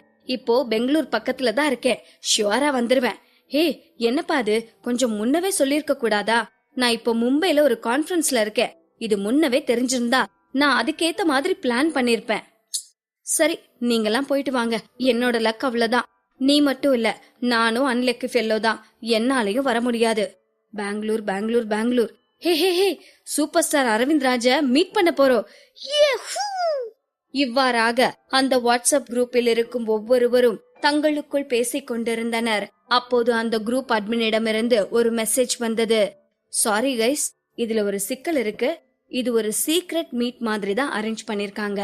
இது நம்ம குரூப்புக்கு மட்டும் அவரோட மேனேஜர் பர்சனலா சொல்லிருக்காரு. சோ ரெஸ்ட்ரிக்ஷன் காரணமா வெறும் 20 பேர் மட்டும்தான் இந்த மீட்ல கலந்துக்க முடியும். நிறைய பேர் வந்தா கூட்டம் அதிகமாகி அது பிரஸுக்கெல்லாம் தெரிஞ்சு தேவையில்லாத அட்டென்ஷன் கிரியேட் பண்ணணும்னு தான் அவங்க இந்த ரெஸ்ட்ரிக்ஷன் சொல்லிருக்காங்க. சோ நம்ம குரூப்ல இருக்கிறவங்கல இருந்து 20 மெம்பர்ஸ் செலக்ட் பண்ண போறோம். இந்த செலக்ஷன் மெம்பர்ஷிப் பீரியட் பேஸ் பண்ணி தான் இருக்க போகுது. அதாவது இந்த குரூப்ல தொடக்கத்துல இருந்து இருக்கக்கூடிய சீனியர் மோஸ்ட் ஃபேன்ஸ் 20 பேரை தான் செலக்ட் பண்ண போறோம். இதுல குரூப் மெம்பர்ஸ் யாருக்கும் அப்ஜெக்ஷன் இருக்கா? இவ்வாறு குரூப் அட்மினிடமிருந்து மெசேஜ் வரவும் அனைவருமே அந்த கண்டிஷனை ஏற்றுக்கொண்டனர். அவர்கள் பேசிக் கொண்டிருந்ததை எல்லாம் வெறுமனை பார்த்துவிட்டு போனை கீழே வைத்த அவந்திகா அரவிந்தை பற்றிய சிந்தனையில் ஆழ்ந்தாள். அப்போது அனன்யாவிடமிருந்து அவந்திகாவிற்கு ஒரு பிரைவேட் மெசேஜ் வந்தது. ஹே அவந்திகா, அரவிந்த மீட் பண்றதுக்கு நீ வரியா இல்லையா? இவ்வாறு அந்த மெசேஜ் இருந்தது. அதை பார்த்த அவந்திகா எதுவும் பதில் அனுப்பாமல் அதே சிந்தனையிலேயே மூழ்கி கிடந்தாள். சில மாதங்களுக்கு முன்னால் அரவிந்தின் மனைவி அவந்திகா என மீடியா முழுக்கவும் பரவலாக தெரிந்தது. சோசியல் மீடியாவிலும் இவர்கள் இருவரின் பெயர்கள்தான் ட்ரெண்டிங்கில் இருந்தது. ஆனால் அப்போது கூட இந்த வாட்ஸ்அப் குரூப்பில் இருக்கும் யாருக்கும் இந்த அவந்திகா தான் அந்த அவந்திகாவாக இருக்குமோ என சிறிதளவும் சந்தேகம் வரவில்லை. உலகில் ஒரே பெயருடன் பலர் இருக்கலாம் என்பது கூட காரணமாக இருக்கலாம். சில நாட்களுக்கு முன்னால் அனன்யா அவந்திகாவிடம் போனில் பேசிய போது தானும் பெங்களூரில் தான் இருப்பதாக அவந்திகா சொல்லியிருந்தாள். அதை ஞாபகம் வைத்துக் கொண்டுதான் அனன்யா இதை கேட்கிறாள் என்று அவந்திகாவால் புரிந்து கொள்ள முடிந்தது. ஆனால் அவந்திகாவிற்கோ இந்த கேள்விக்கு என்ன பதில் சொல்வது என்றுதான் தெரியவில்லை. பதில் டைப் செய்வதற்கு அவளது விரல்கள் தடுமாறின. தான் அங்கு உண்மையாகவே போக வேண்டுமா என அவள் மனதிற்குள் பெரும் போராட்டமே நடந்து கொண்டிருந்தது. அவளால் ஒரு முடிவை தெளிவாக எடுக்க முடியவில்லை. உண்மையில் அது அவள் மனதில் மிகப்பெரிய போராட்டத்தையே நடத்தி கொண்டிருந்தது. அவள் ஆழமாக ஒரு பெருமூச்சு விட்டாள். நீண்ட நேரமாக பதில் எதுவும் அவந்திகாவிடமிருந்து வராததால் அனன்யா மீண்டும் ஒரு மெசேஜ் அனுப்பியிருந்தாள். ஹலோ அவந்திகா, இங்கதான் இருக்கியா? பதில் எதுவும் சொல்ல மாட்ற? ஏய், இங்க பாரு, இது நமக்கு கிடைச்சிருக்கிற செம்ம சான்ஸ். தயவு செஞ்சு மிஸ் பண்ணிராத இத. அரவிந்த்ராஜ் பெங்களூர் வர்றதே பெரிய விஷயம். சென்னையில எல்லாம் அவரை மீட் பண்ணணுங்கிறத நம்மளால நினைச்சு கூட பார்க்க முடியாது. சோ நீ எந்த அப்செக்ஷனும் சொல்லாம என் கூட வர, அவ்வளவுதான். நான் நமக்கான 2 சீட்டை புக் பண்ணி வைக்கிறேன். இந்த மெசேஜை பார்த்த அவந்திகா பதறினாள். இல்ல அனன்யா, நாளைக்கு எனக்கு கொஞ்சம் வேலை இருக்கு என்று ரிப்ளை அனுப்பியிருந்தாள். அவந்திகா அனுப்பிய மெசேஜை பார்த்த அடுத்த நொடியே அனன்யாவிடமிருந்து ரிப்ளை வந்தது. என்ன அவந்திகா இப்படி சொல்ற? இங்க பாரு, நியூஸ் கேள்விப்பட்டியா இல்லையா? அரவிந்த் அவங்க குடும்ப பிசினஸ் பொறுப்பை ஏத்துக்கிட்டாரு. சோ இனிமே அவர் படத்துல நடிக்கிறது குறைஞ்சு போகலான்னு பேசிக்கிறாங்க. இதுக்கப்புறம் அவர் அவரோட ஃபேன்ஸ மீட் பண்ணுவாரான்னு கூட தெரியல. சோ இந்த சான்ஸ நம்ம மிஸ் பண்ணிடவே கூடாது. நல்லா யோசிச்சு இன்னைக்கு நைட்டுக்குள்ள ஒரு முடிவை சொல்லு. அனன்யாவின் மெசேஜை வாசித்த அவந்திகா ஓகே அனன்யா என்று மட்டும் பதில் அனுப்பினாள். அதன் பிறகு தனது போனை ஸ்விட்ச் ஆஃப் செய்துவிட்டு மெல்ல சோஃபாவில் சாய்ந்தவள் தலை வலிப்பதை போல உணரவும் தனது விரல்களால் மசாஜ் செய்ய தொடங்கினாள். பின்னர் கிச்சனுக்குள் நுழைந்து ஏதாவது சமைக்கலாம் என்று பார்த்தாள். அவள் கர்ப்பமாக இருக்கிறாள் என அவளுக்கு தெரிந்த நாளிலிருந்தே அவந்திகா வெளியில் சாப்பிடுவதை நிறுத்தி இருந்தாள். அவள் தனக்கு தெரிந்த சமையலை வைத்து சத்தான உணவுகளை மட்டுமே தானே சமைத்து சாப்பிட்டுக் கொண்டிருந்தாள். அது சில நேரங்களில் சுவையாக இல்லாவிட்டாலும் வெளியே சாப்பிட்டு உடம்பை கெடுத்துக் கொள்ள வேண்டாமே என அவளே சமைத்து சாப்பிட தொடங்கினாள். முன்பை விட இப்பொழுது அவள் நன்றாகவே சமைக்க கற்றுக்கொண்டு விட்டாள். அவள் தான் சமைத்த உணவை எடுத்துக்கொண்டு டைனிங் டேபிளில் வந்து அமர்ந்தாள். அப்பொழுதும் அவளுக்குள் அரவிந்தின் ஞாபகம்தான் வந்தது. வீட்டில் ஒன்றாக இருந்த பொழுது அரவிந்த் அவந்திகாவிற்காக பல முறை சமைத்து கொடுத்திருக்கிறான். அரவிந்த் ஏப்ரானை எடுத்து மாட்டியவுடன் அவன் தன்னை ஒரு முழு நேர சமையல்காரனை போல உணர்ந்து கொண்டு கடகடவென பல ஐட்டங்களை சமைத்து அவந்திகாவின் முன் வைத்து விடுவான். சும்மா சொல்லக்கூடாது, அவன் சமைத்தவை அனைத்துமே அவ்வளவு டேஸ்டாக இருக்கும். அவந்திகா அதை ரசித்து சாப்பிடுவாள். பல நேரங்களில் அவந்திகாவிற்கு அவனேதான் ஊட்டியும் விடுவான். அந்த காட்சிகள் எல்லாம் அவந்திகாவின் கண் முன்னே வந்து நிழலாடியது. சில நிமிடங்களில் நிகழ் உலகிற்கு வந்த அவந்திகா தன் தட்டில் தான் செய்து வைத்திருந்த கிச்சடியையும் காய்கறி கூட்டையும் பார்த்தாள். பின்னர் தன்னுடைய வயிற்றை தடவிக்கொண்டே, செல்லக்குட்டி, உங்களுக்கு உங்க அப்பாவோட சாப்பாட்டை சாப்பிடுற அதிர்ஷ்டம் கிடைக்கல. இந்த அம்மாவோட சமையல சாப்பிடத்தான் கொடுத்து வச்சிருக்கு. உங்களுக்கு அம்மாவோட சமையல் பிடிக்கும்னு நம்புறேன். நீங்க உங்க அப்பா சமையல சாப்பிட்டதில்ல, அப்போ உங்க அம்மாவோட சமையல் உங்களுக்கு பிடிக்காம போக வாய்ப்பில்ல. இருந்தாலும் கொஞ்சம் அட்ஜஸ்ட் பண்ணிக்கோங்க என்றாள். சாப்பிட்டு முடித்துவிட்டு பாத்திரங்களை எல்லாம் கழுவி கொண்டிருந்தாள். அப்போது அவளது கையில் இருந்து ஒரு கண்ணாடி டம்ளர் நழுவி கீழே விழுந்தது. சுக்கு நூறாக நொறுங்கியது. பதறிப்போன அவந்திகா பின்னர் அதையெல்லாம் ஒன்று விடாமல் சுத்தம் செய்தாள். அவள் நிதானமாக இல்லை. அவளது கவனம் இங்கேயே இல்லை என்பது அவந்திகாவிற்கே நன்கு புரிந்தது. அவளுக்கு அரவிந்தை பார்க்க வேண்டும் என்று மனதில் தோன்றியது. அவள் அரவிந்தை டிவியில் பார்த்தால்தான். ஆனால் டிவி திரையில் பார்ப்பதற்கும் நேரில் பார்ப்பதற்கும் நிறையவே வித்தியாசம் இருக்கும் அல்லவா? மற்றவர்கள் எப்படியோ தெரியாது, ஆனால் அரவிந்த் அவன் முகத்தில் எந்த உணர்ச்சியையும் காட்டிக்கொள்ள மாட்டான். அவன் சாப்பிட்டானா, சரியாக தூங்கினானா என்பதையெல்லாம் அவன் முகத்தை வைத்து கண்டுபிடிக்க நினைத்தால் அவர்களுக்கு ஏமாற்றமே மிஞ்சும். தன்னுடைய மன உணர்வுகளை முகத்தில் காட்டாமல் மறைத்துக் கொள்வதில் அரவிந்த் கில்லாடி. இதுதான் அவந்திகாவையும் கவலை கொள்ள வைத்தது. அவனை டிவியில் பார்த்தபோதே அவன் முகம் சற்று வாடி இருந்ததைப் போல அவந்திகாவிற்கு தோன்றியது. அவன் உண்மையாகவே மகிழ்ச்சியாகத்தான் இருக்கிறானா, இல்லை மனதில் பல விஷயங்களை போட்டு குழப்பிக் கொண்டிருக்கிறானா என அவந்திகா மிகவும் குழப்பத்தில் ஆழ்ந்திருந்தாள். அவள் மனம் முழுவதும் அரவிந்தை பார்க்க வேண்டும் என்ற எண்ணம்தான் நிறைந்திருந்தது. அவளால் இன்று இரவு நிம்மதியாக தூங்க முடியுமா என்று கூட தெரியவில்லை. இதை பற்றியே யோசித்துக் கொண்டிருந்த அவந்திகா தனது போனை கையில் எடுத்து வைத்தாள். வாட்ஸ்அப்பை ஓபன் செய்து அனன்யாவின் சாட்டையே பார்த்து கொண்டிருந்த அவந்திகா என்ன நினைத்தாளோ தெரியவில்லை. நாளைக்கு நான் வரேன் என்று டைப் செய்து அதை அனன்யாவிற்கு அனுப்பி வைத்தாள். உண்மையிலேயே அவள்தான் இதை டைப் செய்தாளா, இல்லை அவளது விரல்கள் தானாகவே இதை டைப் செய்ததா என்றே அவளுக்கு தெரியவில்லை. ஆனால் இப்பொழுதுதான் அவளது மனம் நிம்மதியாக இருப்பதை அவள் உணர்ந்தாள். பின்னர் தனது லேப்டாப்பை எடுத்து லைவ் ஸ்ட்ரீமிங் செய்வதற்காக தனது கேமிங் போர்ட்டலை ஓபன் செய்தாள். இப்போதெல்லாம் கேமிங் மிகவும் பிரபலமாகிவிட்டது. பல பெண் ஹோஸ்டர்கள் கேமிங்கில் ஸ்ட்ரீம் செய்ய தொடங்கிவிட்டார்கள். அவந்திகா லவ் தியா என்கிற பெயரில் கேமிங் ஸ்ட்ரீமிங் செய்ய தொடங்கி இருந்தாள். அந்த கேமிங் பிளாட்ஃபார்மின் ஓனருக்கு இவள்தான் அம்ரிதா ரோஹன் என தெரிந்த காரணத்தினால் இவளது ஐடியை பிரபலப்படுத்த அவர் பல சலுகைகளை செய்ய ஆரம்பித்தார். அதனால் லவ் தியாவிற்கு நிறைய ஃபாலோயர்கள் வந்து குவிய தொடங்கினர். 2 வாரங்களில் அவளுக்கு 100,000 ஃபாலோவர்கள் வந்திருந்தனர். லவ் தியா என்கிற பெயர் எல்லோருடைய கேமிங் போர்ட்டலிலும் சஜஷன் லிஸ்டிலும் முன்னணியிலேயே இருந்தது. அவளது கேமிங் முறை மிகச் சிறப்பாக இருந்ததும் கூட அவளுக்கு ஃபாலோயர்கள் உயர்ந்ததற்கான ஒரு முக்கிய காரணமாகும். அவளுடைய ஆட்ட நுணுக்கங்களையும் வித்தியாசமான அணுகுமுறைகளையும் அனைவருமே உற்று கவனிக்க தொடங்கினார்கள். லவ் தியா பங்கேற்கும் ஆட்டம் என்றாலே அதன் பார்வையாளர்கள் எண்ணிக்கை எப்பொழுதுமே உச்சத்திலேயே இருந்தது. அதன் மூலமாக அவளுக்கான ரசிகர்களின் எண்ணிக்கை மேலும் மேலும் அதிகரித்து கொண்டே இருக்கிறது. அந்த கேமிங் பிளாட்ஃபார்மில் லவ் தியா என்கிற அவந்திகா ஒரு முக்கியமான ஆளுமையாக மாறிப்போனாள். ஆனால் இப்போது அவந்திகா கர்ப்பமாக இருப்பதால் அவளால் கேமிங்கில் அதிக நேரம் செலவிட முடியவில்லை. ஒரு நாளைக்கு அதிகபட்சமாக 3 மணி நேரங்கள் மட்டுமே கேமிங்கிற்காக அவள் செலவிடுகிறாள். அவந்திகா தனது வேலைகளை எல்லாம் முடித்துவிட்டு கடிகாரத்தை பார்த்தபோது 9 மணி ஆகியிருந்தது. இப்போதெல்லாம் அவந்திகா 9 மணிக்கெல்லாம் தூங்க போய்விடுவாள். ஆனால் இன்றைக்கோ அவள் பெட்டில் படுத்து கண்களை மூடி கிடந்த போதும் அவளுக்கு தூக்கம் வரவில்லை. வெறுமனே கண்களை மட்டும் மூடிக்கொண்டு எதையோ யோசித்துக் கொண்டே இருந்தாள். அந்த அறை முழுவதும் குளிர்ச்சியாக இருந்தது.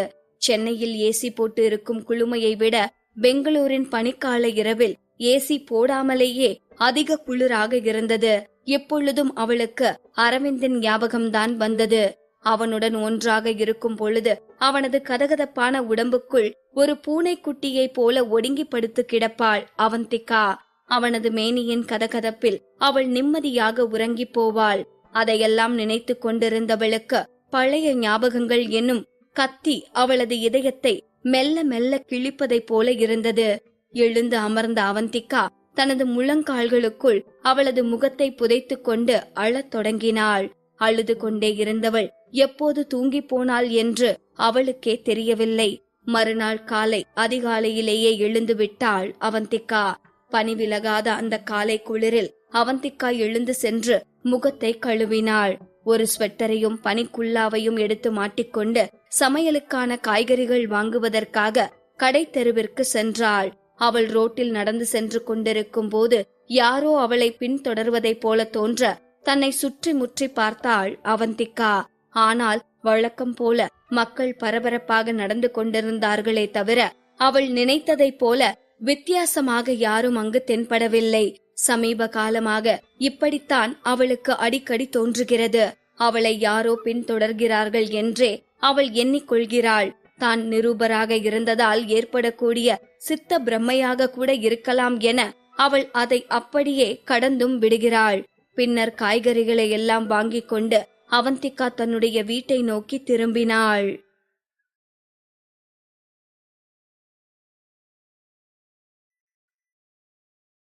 பாகம் 470. முதல் நாள் இரவெல்லாம் அரவிந்தை பற்றிய நினைவுகளிலேயே மூழ்கி கிடந்த அவந்திகா பின்னர் அப்படியே தூங்கி போயிருந்தாள். மறுநாள் காலை காய்கறிகள் வாங்குவதற்காக கடை தெருவிற்கு சென்றவள் யாரோ தன்னை பின்தொடர்வதைப் போல உணர பின்னர் யாரும் இல்லை என உணர்ந்து கொண்டு தனது வீட்டை வந்தடைந்தாள். அந்த கடை தெருவின் மூலையில் ஒரு கருப்பு நிற செடான் கார் நின்று கொண்டிருந்தது. அதன் பின்புற இருக்கையில் அமர்ந்து கொண்டு நரேன் அவந்திகாவையே பார்த்து கொண்டிருந்தான். கடந்த 15 நாட்களாக இதுவே அவனுக்கு வாடிக்கையாக போய்விட்டது. அவன் அவந்திகாவையே பார்த்து கொண்டிருப்பதை கவனித்துக் கொண்டிருந்த அவனது டிரைவர், சார் கேக்குறேனேன்னு தப்பா எடுத்துக்காதீங்க. நீங்க இப்படி காருக்குள்ள உட்கார்ந்து அவங்களையே பார்த்துட்டு இருக்கிறதுக்கு பதிலா அவங்கள தூக்கிட்டு வந்து உங்க கூடவே வச்சுக்கலால என்று கேட்டார். உண்மையில் நரேன் ஏதாவது ஒரு பொருளின் மீது ஆசைப்பட்டால் அதை உடனே அடைய வேண்டும் என்றுதான் நினைப்பான். இதற்கு முன்னால் பல விஷயங்களில் அவ்வாறுதான் நடந்திருக்கிறான். ஆனால் அவந்திகாவின் விஷயத்தில்தான் நரேன் இவ்வளவு தூரம் விட்டு பிடிக்கிறான். அதை கவனித்து வந்து நரேனின் டிரைவர் இவ்வாறு கேட்டதில் ஆச்சரியப்படுவதற்கு ஒன்றுமில்லை. தனது டிரைவர் அப்படி கேட்டதும் அவனை பார்த்து சிரித்த நரேன் மெதுவாக புன்னகைத்துவிட்டு, எடுத்துக்கலாம், ஆனா அதுக்கு இப்போ ஒன்னும் அவசரம் இல்ல என்றான். நரேனிற்கு அவந்திகாவை பற்றி நன்றாகவே தெரியும். அவசரப்பட்டு அவளிடம் இப்போது சென்று முரட்டுத்தனமாக நடந்து கொண்டால் அவளுக்கு நரேனின் மீது இருக்கக்கூடிய வெறுப்பு இன்னும் அதிகமாகத்தான் ஆகும். அதனால் இப்போதைக்கு அவசரப்பட வேண்டாம் என அவனும் பொறுமையாகவே இருக்கிறான். அதுவும் போக அரவிந்தும் இப்போது அவனது வழியில் இல்லை என்பது அவனுக்கு ஒரு நிம்மதி. எனவே அரவிந்தை மறப்பதற்கு அவந்திகாவிற்கு போதுமான அவகாசம் கொடுக்க வேண்டும் என்பதும் நரேனின் இந்த பொறுமைக்கு காரணமாகும். அவந்திகா பெங்களூரில் இருக்கும் வரையில், அரவிந்த் அவளது அருகில் இல்லாத வரையில் நிச்சயமாக அவந்திகா தன் காதலை ஒரு நாள் ஏற்றுக்கொள்வாள் என்பது நரேனின் எண்ணம். இதை யோசித்துக் கொண்டிருந்தவன் மெதுவாக ஒரு வன்ம புன்னகையை உதிர்த்தான். வீட்டிற்கு வந்த அவந்திகா காலை உணவை முடித்துவிட்டு கடிகாரத்தில் நேரத்தை பார்த்தாள். பின்னர் அரவிந்தை பார்ப்பதற்காக தனது வீட்டை விட்டு வெளியேறினாள். அரவிந்த் தனது ஃபேன்ஸை சந்திக்கும் அந்த நிகழ்வு பெங்களூர் சிட்டியில் இருந்த ஒரு பிரபலமான நட்சத்திர ஹோட்டலில் நடைபெற்றது. அந்த ஹோட்டலில்தான் அரவிந்த் தான் புதிதாக பொறுப்பேற்றிருக்கும் ராஜேந்திரன் குரூப் ஆஃப் கம்பெனிஸ் தொடர்பான ஒரு புதிய ஒப்பந்தத்தில் கையெழுத்திடும் நிகழ்வும் நடக்கிறது. அதனால் அங்கேயே அரவிந்த் தனது ஃபேன்ஸை சந்திக்கும் நிகழ்வையும் அங்கேயே நடத்துவது என திட்டமிட்டிருந்தனர். அவந்திகா அந்த ஹோட்டலை அடைந்திருந்த போது அந்த ஹோட்டல் வழக்கத்திற்கு மாறாக கூடுதல் கெடுபிடியுடன் இருப்பதை கண்டாள். எல்லாம் அரவிந்தின் வருகைக்கான முன்னேற்பாடுகள் தான் என்பதை அவளால் புரிந்து கொள்ள முடிந்தது. அரவிந்த் அங்கு வருகிறான் என்பதை தெரிந்து கொண்ட மீடியா ஆட்கள் தங்களுக்கு ஏதாவது புதிய செய்தி கிடைக்காதா என்ற எதிர்பார்ப்புடன் அங்கு குவிந்திருந்தனர். அரவிந்த் இங்கு வருகிறான் என்பதை அறிந்து கொண்ட ரசிகர்களும் அங்கு கூடியிருந்தனர். பெங்களூரு நகரின் குளிர் எல்லாம் அவர்களின் கூட்டத்தில் ஒன்றுமில்லாமல் போயிருந்தது. அனைவருக்கும் வியர்த்து கொட்டும் அளவிற்கான கூட்ட நெரிசல் அங்கு. அரவிந்தின் fans "We love superstar Aravind Raj, We love superstar Aravind Raj" என்பதை போன்ற பேனர்களை பிடித்துக் கொண்டும் "தலைவா தலைவா" என ஆர்ப்பரித்தபடி கோஷமிட்டு கொண்டும் அந்த இடத்தையே திருவிழா போல ஆக்கிக் கொண்டிருந்தனர். அந்த கூட்டத்தோடு கூட்டமாக அவந்திகாவும் ஒரு மூலையில் நின்று கொண்டிருந்தாள். நீண்ட நாட்களுக்கு பிறகு அரவிந்தை நேரில் பார்க்க போகிறோம் என்கிற எண்ணமே அவளது மனதை படபடப்பாக்கியது. அங்கு நின்று கொண்டிருந்த அனைவரும் முண்டியடித்துக் கொண்டு ஹோட்டலுக்குள் நுழைய முற்பட்டு கொண்டிருந்தனர்.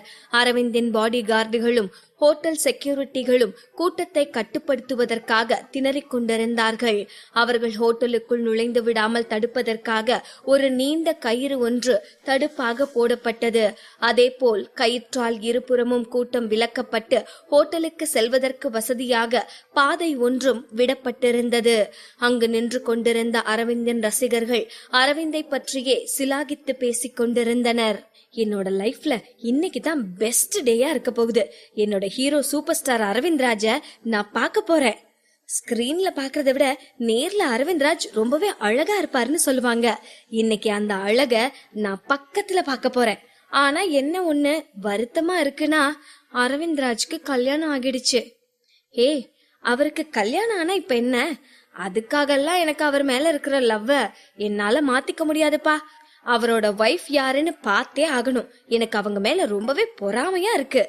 இதையெல்லாம் கேட்டுக்கொண்டிருந்த அவந்திகாவிற்கு சிரிப்பதா அழுவதா என்றே தெரியவில்லை. அப்போது அவளை பின்னால் இருந்து யாரோ அவள் தோளை தட்டுவது போல தோன்றவும் சட்டென திரும்பி பார்த்தாள் அவந்திகா. தனக்கு பின்னால் முன் எப்போதும் அறிமுகம் இல்லாத ஒரு பெண் நின்று கொண்டிருந்ததை அவந்திகா கவனித்தாள். அந்த பெண் அவந்திகாவையே ஏற இறங்க பார்த்து கொண்டிருந்தாள். பின்னர் அந்த பெண் ஏதோ தோன்றியவளாய், "ஹேய், நீ அவந்திகா தானே?" என்று கேட்டாள். உடனே அவந்திகாவும் அவள் யாராக இருக்கக்கூடும் என்பதை புரிந்து கொண்டு, "நீ அனன்யா தானே?" என கேட்கவும் அந்த பெண்ணும் ஆம் என தலையசைத்தாள்.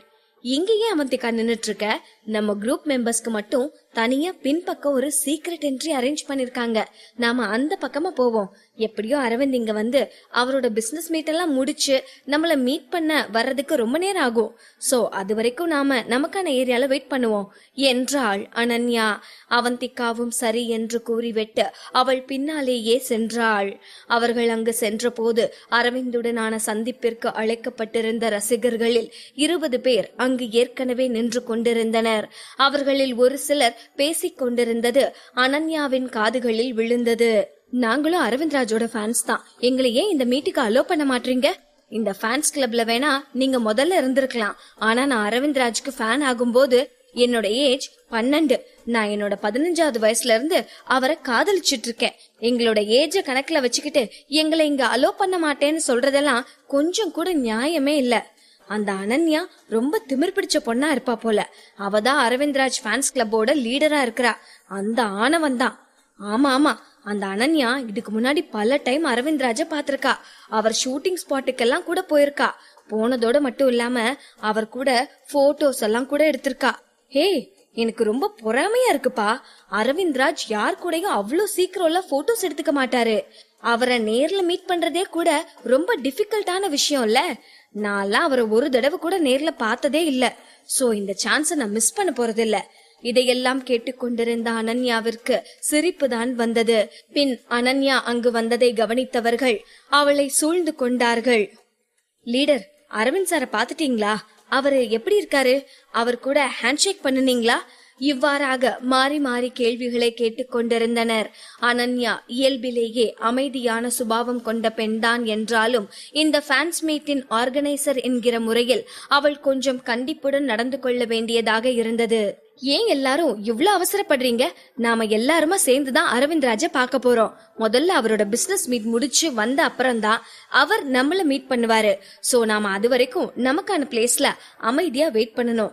அப்புறம் நான் உள்ள வரையில கவனிச்சேன், நம்ம செலக்ட் பண்ணன 20 பேர் தவிர இன்னும் 2 பேர் எக்ஸ்ட்ரா வந்திருக்கீங்க போல. ஓ, நீங்க தானா? அது பாக்க சின்ன பொண்ணுங்களா இருக்கீங்க. எல்லார்கிட்டையும் கேட்டுதானே இந்த செலக்ஷன் நடந்துச்சு. அப்பவே அப்செக்ஷன் இருந்தா சொல்லிருக்கலாமே என அனன்யா கேட்கவும் அந்த 2 பெண்களும் அமைதியாகவே நின்று கொண்டிருந்தனர். பின்னர், அனன்யா அக்கா, பிளீஸ் எங்களையும் அலோ பண்ணுங்களேன். நாங்களும் அரவிந்த் ராஜா பாக்கணும் பிளீஸ் என்று பாவமாக கேட்கவும், சரி அதுல ஒன்னும் பிரச்சனை இல்ல, நீங்களும் வாங்க என்று சொல்லவும் தான் அவர்கள் முகமே பளிச்சென்று ஆனது. தேங்க்ஸ்கா என்றனர் அந்த 2 பெண்களும். எல்லாரும் கவனமா கேளுங்க. அரவிந்த் ராஜ் எந்த அளவுக்கு அவரோட ஃபேன்ஸ மதிப்பார்னு நம்ம எல்லாருக்குமே நல்லா தெரியும். சோ நாமளும் அந்த மரியாதைய ஸ்பாயில் பண்ணிராத அளவுக்கு நடந்துக்கணும். நம்ம கொஞ்சம் பேர் தான் இருக்கோம். சோ அரவிந்த் ராஜ் கூட போட்டோஸ் எடுக்கிறதுக்கெல்லாம் நமக்கு நிறையவே டைம் கிடைக்கும். அதனால யாரும் சத்தம் போடாம தள்ளு முள்ளெல்லாம் இல்லாம அமைதியா நடந்துக்கணும். குறிப்பா அவரோட மேனேஜர் என்ன சொல்றாரோ அதுக்கு நாம ஒத்துழைப்பு கொடுக்கணும் என்றாள் அனன்யா. அனைவரும் சரி என்றவாறு தலையசைத்தனர். அவந்திகா அனைவரும் பேசிக் கொண்டிருக்கும் போது அமைதியாக நின்று அனைத்தையும் கவனித்துக் கொண்டிருந்தாளே தவிர ஒரு வார்த்தையும் பேசவில்லை. அரவிந்தின் ஃபேன்ஸ் அவரை பற்றி கூறுவதை கேட்கும் போதெல்லாம் அவந்திகாவிற்கு சந்தோஷமாக இருந்தது. அவர்கள் அனைவருமே அவந்திகாவை போலவே இருந்தனர். அரவிந்தின் மீது அளவு கடந்த அன்பும் பாசமும் கொண்டிருந்தனர். இதெல்லாம் அவந்திகாவிற்கு ஒரு பக்கம் பொறாமையாக இருந்தாலும் ஒரு பக்கம் மிகவும் சந்தோஷமாக இருந்தது. இவர்கள் இவ்வாறு பேசிக் கொண்டிருக்கும் போது ஹோட்டலின் முன்பக்கம் கூடியிருந்த ரசிகர்கள் பெரும் கூச்சலிட்டனர். சூப்பர் ஸ்டார் அரவிந்த் ராஜ் வந்துட்டாரு! அனைவருமே சத்தம் வந்த திசையில் திரும்பி பார்த்தனர். அவந்திகாவும் ஆர்வமாக திரும்பி பார்த்தாள். அப்போது அரவிந்தின் கருப்பு நிற கார் அங்கு வந்து நின்றது. வேக வேகமாக அரவிந்தின் பாடி கார்டுகளில் ஒருவர் சென்று கார் கதவை திறந்து விட்டார். அவந்திகாவிற்கு இங்கே நெஞ்செல்லாம் பதட்டத்தில் படபடவென்று அடிக்க தொடங்கியது. அவள் தனது உணர்ச்சிகளை வெளிக்காட்டாமல் அங்கு நின்று கொண்டிருந்தாள். கார் கதவு திறந்தவுடன் அரவிந்தின் கால் முதலில் வெளியே தெரிந்ததுமே அனைவரும் பலத்த சத்தமிடத் தொடங்கினர். Superstar Aravind Raj! என்ற ரசிகர்களின் கோஷத்தில் அந்த ஹோட்டல் அமைந்திருந்த ஏரியாவே அல்லோல கல்லோலப்பட்டு கொண்டிருந்தது. அரவிந்த் காரை விட்டு வெளியே வந்தவுடன் ரசிகர்கள் கூட்டம் அனைவரும் அவன் அருகில் சென்று கை குலுக்குவதற்காக முண்டி எடுத்துக் கொண்டு நிற்கவும் மொத்த இடமும் அவர்களால் அலைமோதி கொண்டிருந்தது. அவந்திகா அரவிந்தையே வைத்த கண் வாங்காமல் பார்த்து கொண்டிருந்தாள். இருண்டு கிடந்த அவள் உலகில் வெளிச்சம் வந்ததைப் போல அவள் உணர்ந்தாள். அரவிந்த் ஒரு சூரியனைப் போல தான் செல்லும் இடங்களில் எல்லாம் அவனது ஒளியை பாய்ச்சி அனைவரது கவனத்தையும் தன் பக்கம் ஈர்த்துவிடக்கூடிய வசீகரம் வாய்ந்தவன் என்பதை அவந்திகா இன்னொரு முறை உணர்ந்து கொண்ட தருணம் இது. அவளது கண்கள் அரவிந்தை விட்டு விலகவே இல்லை. அவள் அந்த கணத்தில் தன்னையே கொஞ்சம் கொஞ்சமாக இழந்து கொண்டிருந்தாள். அவனை விட்டு அவந்திகா பிரிந்த போது இருந்ததை விடவும் அவன் இப்போது மிகவும் மெலிந்து போயிருப்பதை அவளால் உணர முடிந்தது. அரவிந்தின் முகம் தனது பொலிவை இழந்திருந்தது. அவனது கண்ண கதப்புகள் ஒடுங்கி போயிருந்தன. அவன் கண்கள் முன்பை போல இல்லாமல் ஒளி இழந்து காணப்பட்டன. இதையெல்லாம் கவனித்த அவந்திகா ஒரு சோக பெருமூச்சு விட்டாள். ஆனால் வழக்கம் போல அவனது உணர்ச்சியற்ற முகத்திலிருந்து அவனது எண்ணங்கள் எதையும் அவளால் புரிந்து கொள்ளவே முடியவில்லை. அவன் தனது ரசிகர்களை எல்லாம் பார்த்தபடியே முன்னே நடந்து சென்றான். அவன் பார்வைப்பட்ட இடங்களில் இருந்தெல்லாம் ஆரவாரங்களும் உணர்ச்சி மிகுந்த கோஷங்களுமாக இடைவிடாமல் எழுந்து கொண்டிருந்தன. அரவிந்த் தான் எத்தனை கொடுத்து வைத்தவன், இந்த மக்களின் அன்பு எவ்வளவு உண்மையானதாக அவன் மீது இருக்கிறது. இதையெல்லாம் யோசித்த அவந்திகாவின் கண்கள் உணர்ச்சி பெருக்கில் ஈரமானது. அவனை பார்த்து கொண்டிருக்கும் போதே அவளது முகம் பொலிவு பெறுவதைப் போலவும் அவள் கண்களை சுற்றி படிந்திருந்த கருவளையங்கள் மறைவதைப் போலவும் அவந்திகா உணர்ந்தாள். யாரை நினைத்து வருந்திக் கொண்டிருந்தாளோ இன்று அவனது வருகை அவளை உற்சாகமானவளாக மாற்றிக் கொண்டிருந்தது. அதே நேரம் அரவிந்தின் பார்வை தன் மீது பட்டுவிடக் கூடாது என்பதிலும் அவள் மிகவும் கவனமாக இருந்தாள். இங்கிருந்து சென்று விடுவதுதான் சரியாக இருக்கும் என்று கூட அவளுக்குள் ஒரு எண்ணம் தோன்ற ஆரம்பித்து விட்டது. தனது தொண்டை அடைத்துக் கொண்டு அழுகை முட்டுவதைப் போல அவள் உணர்ந்தாள். அப்போது சரியாக அனன்யா, அரவிந்த் சார், என்னை ஞாபகம் இருக்கா? நான் தான் அனன்யா என்று கத்தவும் அரவிந்தின் பார்வை அவர்கள் இருக்கும் பக்கமாக திரும்பியது. இதை சற்றும் எதிர்பார்க்காத அவந்திகா பதட்டத்தில் அந்த கூட்டத்தினரின் பின்னால் சென்று ஒளிந்து கொண்டு தனது தலையை குனிந்து கொண்டாள்.